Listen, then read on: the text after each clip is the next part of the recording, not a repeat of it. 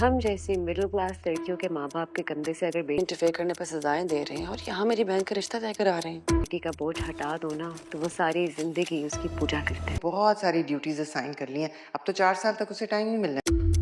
وہاں ہاسپٹل میں انکل مجھے ایک کیس میں شاہ نواز بتا رہے تھے اس نے ضد کر کے اپنی نبھالا. ثانیہ کس طرح کا اسکیجول ہوا؟ مطلب ایک دوسرے کا حال چال.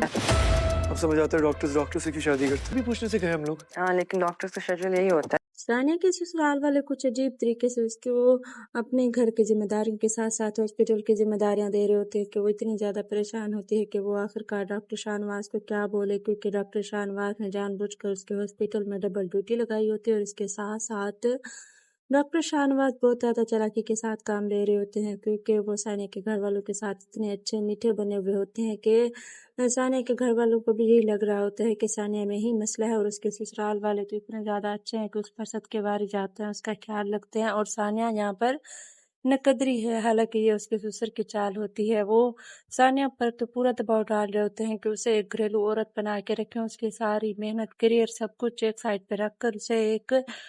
بیوی کے طور پر گھر میں رکھنا چاہ رہے ہوتے ہیں، لیکن اس کے گھر والوں کے سامنے ایسے شو کراتے ہیں جیسے اگر وہ ہاسپٹل کے مالک ہے تو ڈاکٹر ثانیہ جب چاہے اپنی پریکٹس کی خاطر وہاں پر ایزیلی آ جا سکتی ہے، کیونکہ وہ ہاسپٹل اس کے سسر کا ہے. یہ ایک ایسا پہلو ہے جہاں پر ہمیں دکھایا گیا ہے کہ والدین ہوں یا سسرال دونوں کو ہی اس بارے میں سوچنا چاہیے کہ کوئی بھی لڑکی جو کہ میکے سے سسرال آتی ہے اس کے بھی اپنے خواب ہوتے ہیں، اس کی زندگی ہوتی ہے، نہ کہ وہ اس طریقے سے رکھی جائے کہ وہ ایک دم جو کہ 15 18 20 سال جتنی بھی اس کی عمر ہوتی ہے اس کو ایک سائڈ پر رکھ کر ٹوٹلی سسرال کے اشاروں پر چلنا جائے. یا پھر والدین کو بھی سمجھنا چاہیے کہ کبھی کبھی سسرال بھی صحیح نہیں ہوتی.